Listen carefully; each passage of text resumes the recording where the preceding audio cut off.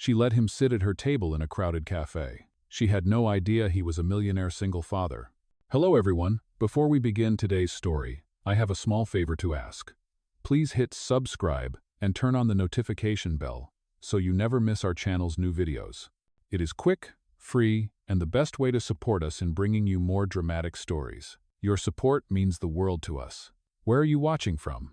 Drop your city or country in the comments below. Thank you very much. Now, let us return to our main character. It all began on a gray Saturday afternoon in downtown Seattle. The rain came down in thin silver lines against the cafe window, drumming softly on the glass. Inside, the place was crowded with people escaping the storm, the air thick with the smell of espresso and cinnamon. Every table was full, every chair taken, except for one corner seat by the window where a young woman named Lila tried to focus on her sketchpad. Her hair was tied loosely, her thrift store coat still damp from the walk. On the page in front of her, a faint pencil line trembled under her fingers. Lila worked 2 jobs, barista by morning, freelance illustrator by night, and still struggled to pay rent on her tiny studio apartment. Art was not a luxury for her. It was survival. She had promised herself that one day she would open a small gallery of her own, but dreams cost money, and money never seemed to stay.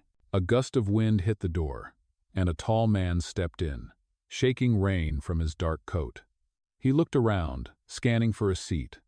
Every table was occupied. His gaze landed on Lila's. She looked up, startled, her pencil midair. "Excuse me," he said softly, his voice low and calm. "Would you mind if I sit here for a bit? There are no other seats left." Lila hesitated, glancing around.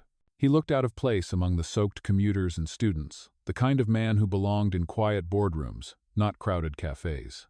Still, his expression carried a weariness she understood. "Sure," she said, moving her bag to the floor. "As long as you do not mind the mess." He smiled faintly.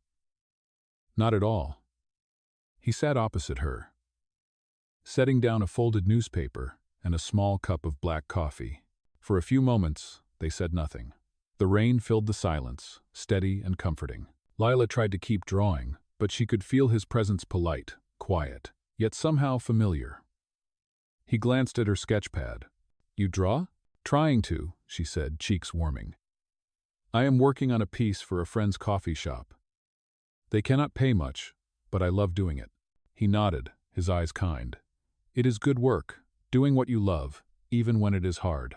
His tone carried something sincere, almost personal, as if he knew the cost of persistence. "Do you work nearby?" she asked, trying to keep the conversation light.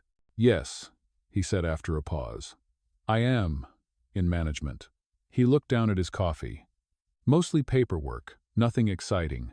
Lila smiled. "At least it sounds stable. I could use a little boring in my life." He laughed quietly, and the sound surprised her. For the first time all week, she felt at ease. Outside, the rain grew heavier. Inside, time seemed to slow. 2 strangers sharing one table, each lost in their own thoughts, yet both anchored by a quiet sense of connection neither could explain. When Lila's phone buzzed, she glanced at the screen. A message from her friend reminding her about an unpaid electric bill. Her stomach tightened. She reached for her wallet to pay for the coffee she had barely touched. "You can stay," the man said gently. "The rain is not letting up yet." She hesitated. "I should probably go. I have work early tomorrow." "Oh?" He nodded in understanding. "Then take care of yourself." As she gathered her things, her sketchpad slipped from the table. He reached down faster than she did, picking it up and dusting off a few coffee drops. For a brief second, their eyes met. His gaze was calm, searching, almost wistful. "Thank you," she said. He smiled. "Anytime." Lila left the cafe, stepping into the drizzle with her sketchpad clutched to her chest. She never saw the man glance after her, the faintest trace of a smile tugging at his lips, as if he already knew this chance meeting was far from over. The next morning, the sound of rain had faded, but the clouds still hung low over the city. Lila sat at her small kitchen table, the steam from her coffee curling into the chilly air. Her sketchpad lay open in front of her, but she could not draw. Every line she tried to make reminded her of the man from the cafe. His quiet smile, his calm eyes, the way he had looked at her art. It had all stayed with her like a song stuck in her head. She shook her thoughts away and focused on the bills spread across the table. The rent notice glared up at her in red ink. Her next freelance payment would not arrive until the end of the week, and her manager at the diner had just cut her hours. The walls of her tiny apartment seemed to close in, filled with the hum of the refrigerator and the slow drip from the kitchen sink. She flipped through her sketchbook and paused when she saw the napkin he had left behind. On it, he had drawn a simple line sketch of her head tilted, pencil in hand, lost in concentration. It was effortless yet alive, as if he had seen a version of her she never showed anyone else. She smiled faintly and slipped it into the back pocket of the sketchbook before heading out for work. The afternoon rush at the cafe where she worked was relentless. Orders piled up, the espresso machine hissed, and trays clattered against the counter. Lila moved on autopilot, balancing cups, smiling through exhaustion. When she finally got her 10-minute break, she slipped outside, leaning against the brick wall to breathe. Across the street, a father and his little girl were laughing under an umbrella. The girl was about 7 years old, her pink rain boots splashing through puddles as her father tried to keep up. Something about the image made Lila's chest tighten. She missed that kind of joy, the unguarded laughter that used to fill her childhood before life became a constant list of worries. Back inside, her phone buzzed with a message from her landlord reminding her that rent was due in 2 days. Her paycheck would not be enough. She swallowed hard, pushing the panic down. "Keep going," she whispered to herself. "Keep going." That night, after her shift, she stopped at the park near her building. It was quiet, except for the hum of streetlights and the occasional car passing by. She opened her sketchbook and began to draw the father and daughter from earlier, the movement of their hands, the reflection of the puddles. The act of drawing steadied her, turned noise into silence. When she finally got home, her neighbor, Mrs. Patel, was waiting in the hallway, holding a paper bag. "You look tired, sweetheart. I made soup. Take some." Lila smiled, touched by the kindness. "Thank you, Mrs. Patel. I will return the bowl tomorrow." "Keep it," the old woman said. "Artists need to eat." In her room, Lila ate slowly, the warmth of the soup easing the chill that always lingered in her bones. She took one last look at her sketchbook before turning off the light. Tomorrow, she told herself, would be better. Across town, in a sleek apartment overlooking the city skyline, Ethan stood by the window, a cup of tea untouched in his hand. His daughter, Ellie, was asleep in the next room, her favorite stuffed rabbit tucked under her arm. He glanced at the framed photograph on the desk, his late wife, smiling under the same umbrella that now hung by their door. He thought about the woman from the cafe, Lila. She had reminded him of something he had not felt in a long time: warmth without agenda, honesty without expectation. He had noticed her sketchbook, the passion in her eyes, and the quiet resilience in her posture. She was struggling, that much he could tell. But she had dignity, the kind that made people like him remember what truly mattered. He reached into his briefcase and pulled out the napkin she had left behind, still carrying the faint scent of coffee and pencil graphite. The sketch of her face was simple, unfinished. Ethan smiled to himself. For years, his life had been measured in contracts, meetings, and obligations. But something about that rainy afternoon felt different, like a beginning he did not know he was waiting for. Outside his window, the city lights shimmered against the dark clouds. He exhaled slowly and whispered, almost to himself, "Maybe I will see her again." And for the first time in a very long while, the thought of tomorrow did not feel so heavy. A few days later, the rain returned, tapping softly on the windows of the cafe where Lila spent most of her mornings sketching. The warmth inside was a small comfort against the gray chill outside. She was working on a new drawing, a simple portrait of a man holding his daughter's hand, but something about the face felt familiar. She stared at it for a long time before realizing she had drawn the man from the cafe. She laughed quietly to herself and shook her head. "Get a grip, Lila," she murmured. "He was just a stranger." When her shift ended, she walked through the drizzle to the community library to drop off flyers for a local art contest. Her hands were cold, her shoes damp, but the hope of winning even a small prize kept her going. At the counter, the librarian handed her a note someone had left earlier that morning. It was written on the same kind of napkin from the cafe. It read, "Keep drawing. You never know who might be watching your art." There was no name, just the simple sketch of a coffee cup and a window. Lila's heart skipped. Could it be him? She smiled, folded the note carefully, and tucked it into her sketchbook beside the first napkin. 2 small pieces of paper, 2 quiet coincidences, tiny sparks in her otherwise ordinary week. That night, as thunder rolled in the distance, she sat at her desk, sketching again. Her roommate had moved out last month, leaving the apartment quieter than ever. She could hear the rain dripping outside, the rhythmic hum of the refrigerator, and the scratching of her pencil. The emptiness pressed against her, but the act of drawing filled it in small, hopeful ways. The next morning, she received an unexpected call from the local community center. "Miss Lila Sanders? This is Emma from the Bright Future Foundation. Your art submission caught our attention. We would like to invite you to an interview tomorrow." Lila froze. "I did not submit anything yet," she said, confused. "Oh," Emma replied with a warm laugh. "Then maybe someone submitted on your behalf. Either way, we would love to meet you." After the call ended, Lila sat stunned. She had heard of Bright Future, a charitable organization that sponsored young artists and helped fund their exhibitions. Her mind raced. Who could have sent her work there? Across town, Ethan was sitting in his office, reviewing files for an upcoming charity gala. His assistant knocked softly on the door. "Sir, I confirm tomorrow's interviews for the community art project. The candidate named Lila Sanders is on the list." Ethan looked up. The name stirred something inside him. "Lila Sanders?" he repeated quietly. "You are sure?" "Yes, sir. She is scheduled for 10 o'clock in the morning." He nodded slowly, hiding a faint smile. "Good. Let us make sure she feels welcome." That night, Ethan tucked his daughter into bed. Ellie's voice was sleepy and soft. "Daddy, are you still sad about Mommy?" He hesitated. "Sometimes," he said gently. "But sadness is not forever. Sometimes, new people come into our lives and make the world feel bright again." "Hubbly." She smiled, half asleep. "Like when you find a new friend?" "Yes," he whispered, brushing a strand of hair from her face. "Exactly like that." The next morning, Lila stood in front of the tall glass building that housed the Bright Future Foundation. Her hands trembled slightly as she adjusted her worn coat.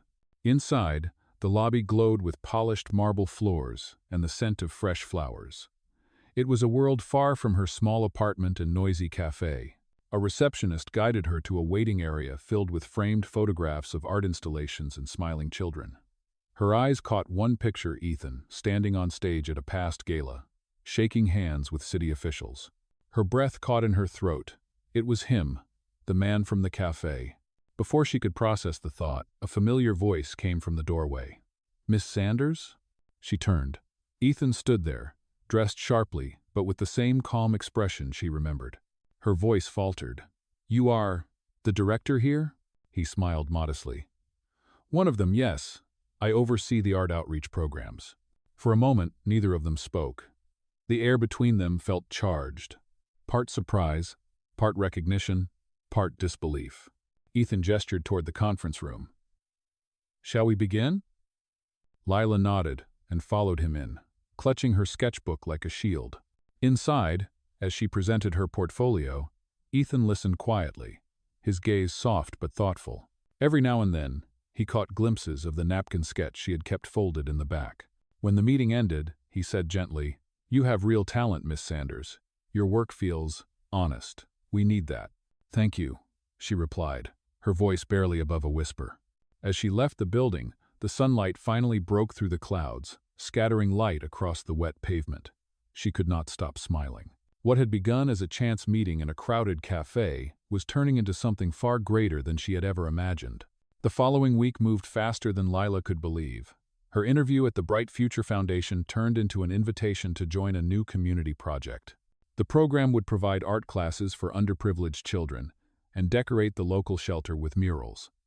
For the first time in years, Lila woke up excited to work. Every morning she took the early bus downtown, sketchbook tucked under her arm. The foundation's office was bright and open, filled with volunteers and young designers. Ethan was there most days, moving quietly through the rooms, checking progress, offering help. He never acted like a distant executive. He carried boxes of paint, smiled at the staff, and even stopped to chat with the children who came to paint. Lila watched him from across the workspace. The man she had met by chance at a cafe was nothing like the CEOs she imagined from news articles or television. He was humble, calm, and oddly gentle. She had seen the photograph of him at the gala and read about his company in business magazines, but in person he seemed more like a teacher than a millionaire. One afternoon, as she was sketching outlines on the wall for the shelter mural, Ethan appeared beside her holding 2 cups of coffee.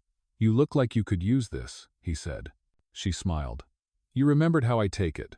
"I remember small things," he replied. They sat together on the floor, surrounded by cans of paint and paper sketches. The air smelled of acrylic and old brick. "I did not expect to see you again," she admitted. "That day at the cafe felt like a dream." Ethan looked thoughtful. "It was a good day. I do not usually talk to strangers." Lila laughed softly. "Then maybe it was meant to happen." He turned to her, and for a brief second their eyes met steady, searching, unguarded. But before either could say more, a volunteer called Ethan from across the hall. He rose quickly, smoothing his sleeves. "Duty calls. See you tomorrow?" "Tomorrow," she said, smiling. The days grew longer and busier. Lila began working closely with Ethan's team. She helped design an exhibition proposal to raise funds for the foundation. Her sketches were displayed in the hallway for donors to see, and Ethan often stopped by to give feedback. One evening, as the office emptied out, Lila stayed behind to finish a piece. She did not notice Ethan returning until she heard his voice behind her. "You should not work this late. I lose track of time when I am drawing," she said, wiping paint from her fingers. He leaned against the doorway, watching her. "My daughter does the same thing. When she is drawing, the whole world disappears." Lila smiled. "You have a daughter?" "Yes," he said softly. "Her name is Ellie. She is 7 years old. She loves art almost as much as you do." There was warmth in his voice, but also a quiet ache. Lila did not press further. She could sense loss behind his calm exterior, the kind that time could not fully mend.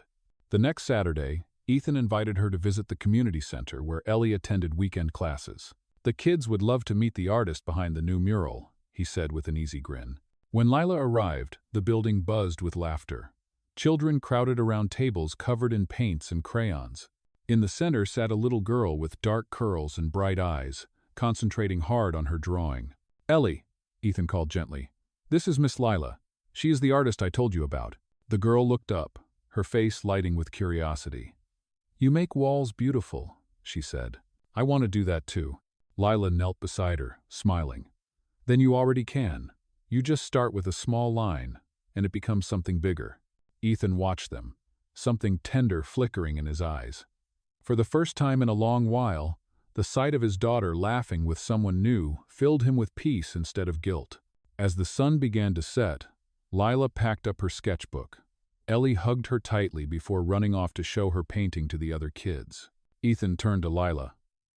"She does not open up to people easily," he said. "You have a gift. Maybe she just needed another dreamer around," Lila replied softly. That evening, as she rode the bus home, she looked out at the fading light over the city. Her reflection in the window looked different, somehow still tired, still struggling, but no longer alone. What had started as a single act of kindness in a crowded cafe was slowly turning into something she could not yet name, something fragile and bright that felt dangerously close to hope. Over the next few weeks, Lila found herself spending more time at the Bright Future Foundation than in her own apartment. The mural project grew larger, the children adored her, and Ethan's quiet encouragement made her feel capable in ways she had never felt before. Every time she walked into the office, his daughter Ellie would run to greet her with paint-stained hands and a grin that could light up the entire hallway. It became their small routine. Lila would bring Ellie new sketchbooks and colored pencils, while Ethan would bring coffee for Lila and join them for a few minutes before meetings. There was an ease between the three of them, the kind of comfort that usually takes years to build. Yet underneath that warmth, Lila could sense something deeper, growing something fragile that scared her more than she wanted to admit. One afternoon, while they were preparing for a fundraising event, a voice called out across the lobby, "Mr. Cole, the press is asking for you." The staff parted as reporters entered, flashing cameras and shouting questions about the upcoming gala. Ethan straightened his jacket, his professional mask slipping effortlessly into place. Lila stood off to the side, suddenly aware of how different their worlds really were. The way people looked at him, the quiet authority he carried, it was a reminder that she was standing beside someone who lived in a completely different universe. She felt small, out of place. After the reporters left, Ethan approached her. "You did great today," he said. "You handled them better than most of my team." She smiled faintly. "You make it look easy." "It is not," he admitted. "But some things are worth the noise."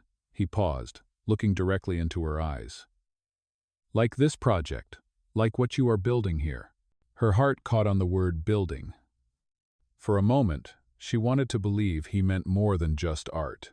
That evening, after the event, they walked out together under the glowing streetlights. The city hummed softly around them. Ethan offered her his umbrella. "You should not walk home in this weather," he said. Lila hesitated. "It is fine, really. My bus stop is just a few blocks away." He smiled. "Then I will walk with you." They walked in comfortable silence, the rain whispering against the umbrella above them. The air smelled like wet pavement and coffee. At one point, she looked up and caught his reflection in a store window, tall, composed, but with something gentle in his eyes. "You are not what I expected," she said quietly. "Neither are you," he replied. "Most people in my world forget what it means to care. You remind me why I started all this in the first place." At the bus stop, they lingered for a moment. Lila could see the faint lights of the bus approaching through the rain. "Thank you," she said softly. "For everything." Ethan nodded. "Good night, Lila." When she boarded, she glanced back through the window. He was still there, standing under the umbrella, watching until the bus disappeared into the mist. That night, Lila sat by her window, sketchbook open on her lap. She drew the scene exactly as it had been, two people under one umbrella, the world blurred by rain. As her pencil moved across the page, she realized something had changed. What began as gratitude had quietly become affection, and affection was slowly turning into something she could no longer deny. But even in her quiet joy, a small fear crept in. Their lives were not equal, not even close. And somewhere deep down, she knew that love in unequal worlds rarely came without a price. The night of the Bright Future Foundation Gala arrived with the kind of nervous energy that filled the air before a storm. The ballroom shimmered with chandeliers and polished glass. Guests in elegant dresses and dark suits filled the space, the sound of laughter blending with soft jazz from the live band. For Lila, who had only ever attended small neighborhood events, it felt like stepping into another world. Her mural project had been chosen as the centerpiece for the evening, a massive digital display showcasing photographs of her work with the children. She stood near the edge of the room, clutching a small clutch purse, watching as people admired her art. She caught glimpses of Ethan across the crowd, greeting donors, shaking hands, looking effortlessly confident. When their eyes met, he smiled, and for a brief moment it felt as if the room faded away. He walked over, stopping just beside her. "You look beautiful tonight," he said softly. Lila blushed. "I almost did not come. This place feels too much." "It is just a room," he replied. "Without people like you, it would mean nothing." Before she could answer, the host's voice echoed through the microphone. "Ladies and gentlemen, please welcome our guest of honor, the founder of the Bright Future Foundation and the CEO of Cole Industries, Mr. Ethan Cole." The crowd erupted in applause. Lila froze. She had known he was important, but hearing the title out loud hit her like a wave. CEO, Cole Industries. The name she had seen on skyscrapers, in magazines, on billboards. Ethan stepped onto the stage under the golden light. His speech was calm, sincere, and filled with gratitude. He spoke of the importance of compassion and creativity, of helping others find purpose through art. But Lila could barely hear him over the pounding of her heart. A man standing near her whispered to his companion, "That is Ethan Cole, the youngest self-made billionaire in the state. Rumor is, he lost his wife a few years ago." The words echoed in Lila's mind.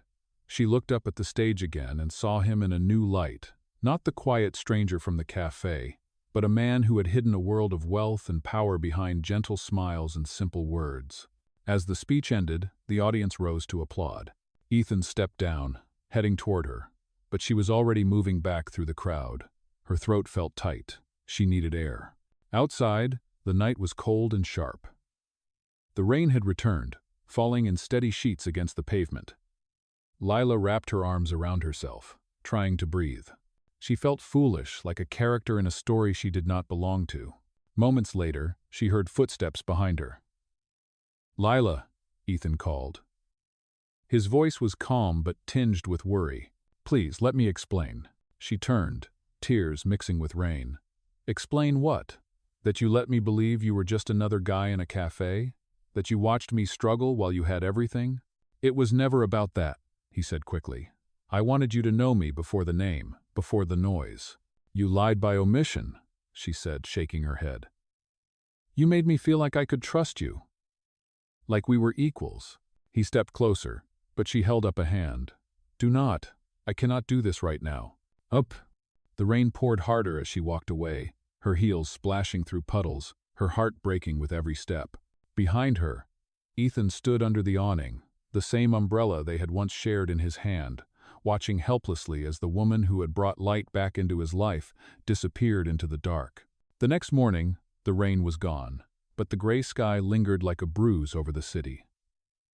Lila sat by her window, staring at the mural sketches spread across her table. Her phone buzzed with messages from the foundation calls she could not bring herself to answer. Every thought of Ethan made her chest ache. She felt betrayed, not just because of his wealth, but because of the quiet lie that wrapped around their friendship. On television, the morning news replayed clips from the gala. Ethan's speech filled the screen, his voice steady and confident. The caption below read, "Ethan Cole, CEO of Coal Industries and founder of the Bright Future Foundation." Lila turned it off, unable to bear hearing the same voice that had once sounded so genuine. By afternoon, reporters had found her. They waited outside the small cafe where she worked, shouting questions the moment she stepped out. "Miss Sanders, is it true you are in a relationship with Ethan Cole? Did he fund your art project personally? Were you aware of his identity?" She froze, stunned by the flashes of cameras and the swarm of voices. Her manager rushed out, waving them away. "That is enough. Leave her alone." Lila ran inside, heart pounding. Her hands shook as she tried to serve customers, but whispers followed her everywhere. By the end of her shift, she could barely stand the stairs. That evening, she found an envelope slipped under her apartment door. Inside was a folded note written in Ethan's handwriting. "Lila, I never meant to hurt you. I wanted to protect the quiet space we had, the one part of my life that felt real. Please meet me at the art center tomorrow. Let me explain. If you still want me gone after that, I will disappear completely." She stared at the note for a long time, torn between anger and the faint pull of the voice that had once made her feel seen. But before she could decide, a breaking news alert appeared on her phone. Coal Industries under investigation. Anonymous insider claims misuse of charity funds. Her breath caught. The article showed Ethan walking into his office building, cameras flashing, surrounded by security. The accusation was false. Lila knew that much. The foundation had been his pride, his way of honoring his late wife. Someone was trying to destroy him. The next day, she went to the foundation's office, but security blocked the entrance. "No visitors today, ma'am." Through the glass walls, she saw chaos, employees, packing boxes, reporters outside. A woman in a red suit, the company's PR director, spoke sharply to the press. "Mr. Cole has been suspended pending investigation." Lila's heart sank. She had overheard enough during her time there to know who was behind it, the same PR director who had always looked down on her, who had whispered that a waitress did not belong near a man like Ethan. That night, as she walked home, she passed the mural she and the children had painted. Rainwater streaked down the colors, blurring the faces of the smiling kids. For the first time since meeting Ethan, she felt completely alone. She opened her sketchbook and found the napkin drawing he had made on their first day at the cafe. The image of her focused, hopeful, unaware. Tears blurred the pencil lines. She pressed the paper to her chest and whispered, "Why did it have to be you?" The city lights flickered in the distance, cold and indifferent. Somewhere out there, Ethan was fighting to save his name. And though her heart was still bruised, Lila knew the truth, whatever he had hidden. The kindness she had seen in him was real. But truth alone was not enough to mend what had already been broken. 3 weeks passed. The city had already moved on to new headlines. But the scandal still clung to Ethan's name like a shadow that refused to fade. His company's shares had dropped, the foundation had paused all projects, and the news networks replayed the same footage of him walking through the rain, silent and stoic. Lila avoided the news now. She poured herself into her art, working late into the night on a series she called The Quiet Truth. Each piece showed fragments of what she had lived. The cafe table, the child's laughter, the broken umbrella, and a man standing alone beneath the storm. The gallery owner who had once rejected her earlier works saw the new collection and called it raw and painfully human. He offered to showcase it in a charity exhibit next month. At first, she wanted to say no, but then she realized what Ethan would have told her. Art is only real when it heals something in someone else. She accepted. A week before the exhibit, she received a letter delivered by hand. The envelope carried the seal of the Bright Future Foundation. Inside was a single sheet. Miss Sanders, the truth is out. The former public relations director confessed to falsifying documents and leaking fake financial reports. Mr. Cole has been cleared of all charges. The board is reinstating him immediately. Thank you for your work with the children. We hope to see you at the reopening gala. Lila sat in silence, the paper trembling in her hands. Relief flooded her chest, mixed with guilt. He had not lied. He had been protecting what he built while she had walked away. She thought of Ellie, of the little girl's laughter, of the kindness that had never once felt staged. On the night of the exhibit, the small gallery pulsed with life. Candles flickered on the tables, soft music played, and visitors moved slowly between the paintings. Lila stood by the doorway, greeting guests and pretending her heart was not racing. Then she heard his voice, calm, familiar, warm. You always make rain look beautiful. She turned. Ethan stood a few feet away, dressed simply in a gray suit, his expression uncertain but hopeful. He looked tired, older than before, but his eyes held the same steady gentleness she remembered. I almost did not come, he said. But then I realized this was where it all began for both of us. Lila swallowed hard. You were cleared. I saw the letter. I am sorry I did not believe you. He shook his head. You had every reason not to. I should have trusted you with the truth from the beginning. For a moment, neither spoke. The noise of the crowd faded around them. Then Ethan reached into his pocket and pulled out a folded napkin, the same one she had drawn on months ago. I kept it, he said quietly. Every time things got dark, I looked at this and remembered that there are people who see more than titles and headlines. Lila felt her throat tighten. So, what happens now? He smiled faintly. That depends. Would you let me sit at your table again? Tears welled in her eyes, but this time they carried warmth, not pain. She nodded slowly. Only if you promise to tell me who you are every time you walk in. He laughed softly, the sound breaking the tension like sunlight through clouds. Later that night, as the last guests left, Ethan helped her close the gallery. The silence between them was peaceful, full of something unfinished, yet whole. The scandal, the distance, the misunderstandings, they had all led back here, to the simple truth of two people who had met by accident and learned, the hard way, that honesty was the only language love could speak. A year later, the Bright Future Foundation held its largest celebration yet. The ballroom was filled with color, laughter, and art from the children whose lives had changed through the program. At the center of the room stood a new mural painted by Lila, inspired by the one that had started it all. It showed a man and a woman sharing a small table under a rainy window, light spilling between them like a promise. Guests wandered past the painting, admiring its warmth, not knowing the story behind it. Near the edge of the crowd, Ethan watched quietly, his daughter Ellie perched on his arm. Do you like it? He asked her. Ellie grinned. It looks like you and Miss Lila, Daddy. Oh, Ethan laughed softly. Maybe it is. The lights dimmed as the host took the stage. Tonight, we honor those who remind us that kindness can build futures brighter than wealth ever could. Please welcome our lead artist, Miss Lila Sanders.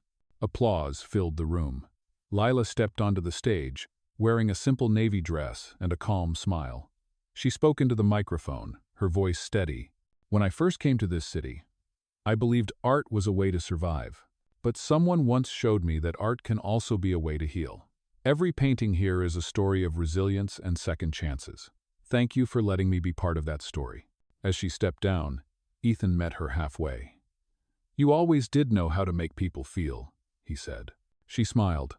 "It is what you taught me." He looked around at the crowd, at the children laughing near the stage. "No," he said softly.